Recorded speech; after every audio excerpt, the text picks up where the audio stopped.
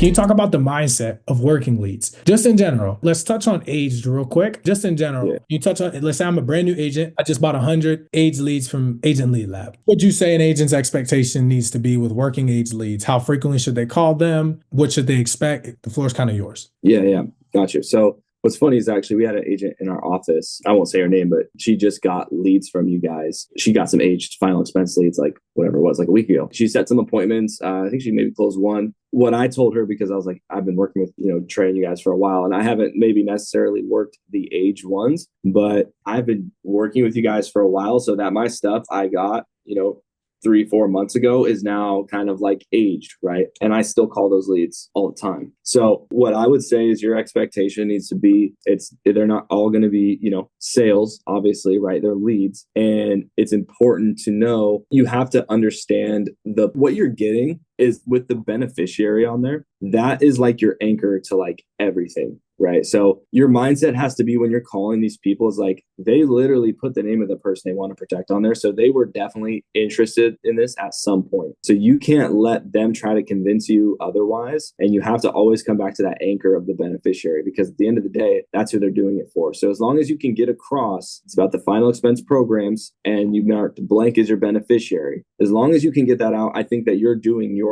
part with the aged leads to make sure that you're making the most of each lead. So until the person on the other side of the phone understands that it's about final expense, take care of costs like burial, cremation, and that you put your beneficiaries this, you did a good job getting the most of those leads. Because if you can do that, trust me, you will find people that didn't get it taken care of, or it was a bad time when they first looked at it, or that it was too expensive the first time they looked at it. You can be the agent that's actually gonna be able to help them out. So that's what I would say. You got to have the mindset of like, hey, they definitely looked for it. They definitely did. They put the name down, right? So 100%. yeah. Okay. And to shift gears, now let's talk about working new leads. Yeah. Right. And that's all you've been working since you work with us. And obviously now you have your own system. Right. Expectations, mindset of working new leads for an agent they're basically you from last year. They're starting with the leasing model. They're just working with a weekly or monthly basis. Mm-hmm. What would you say to them? This is what I would say 100% is you have to give it time for the leads to accumulate, right? So you might get really lucky in the first 5 leads you get a sale. But I would keep the mindset, because if you're going like for like a full month, right? We're talking like month to month. A month or week to week. You can give them both of them. Months of work. Here's what I would recommend. I would recommend you guys do a full month before you give any type of judgment to the leads. And this is what literally just happened with one of the agents that I brought on. The first week, you're kind of, especially if you've never worked these types of leads before, you're kind of getting the hang of things. You're kind of, when you're working with high intent people, you almost don't have to try and like sell them as much. You're kind of just being the person that's going to connect them, and that it's just your job to do it. Not of like, you don't come from like a needy place, if that makes sense. So they can kind of tell that, because the intent is higher. You don't have to try and convince them as much. You just got to figure out what the problem is, and then, hey, this is how we're going to solve the problem. And so I would approach it like that. And then also don't judge the leads until at least like 2 to 3 weeks in, because I know in my case, like sometimes you got to make a couple adjustments, and it goes back to communication. Like I would talk to, the media buyer Trey, like, hey man, these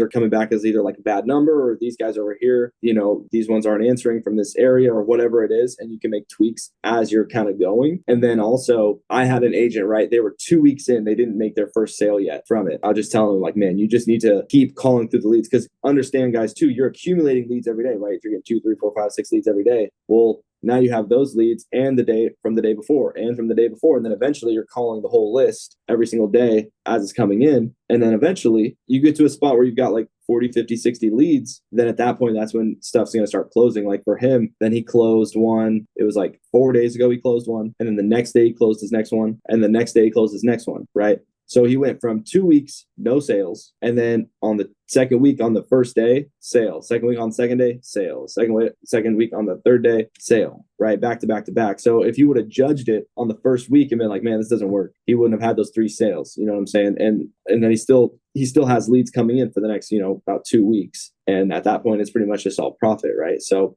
don't judge the leads too soon. I would say you got to give it 2-3 weeks of really working the leads to really know if it's going to be like a good fit for you. is what I would say. Yeah, no, great point. I want to touch on something. Working leads. Mm-hmm. You don't have to go into too much detail. How do you work your leads? Do you call them in batches? Do you call in the morning, afternoon, evening? Do you triple dial? Mm-hmm.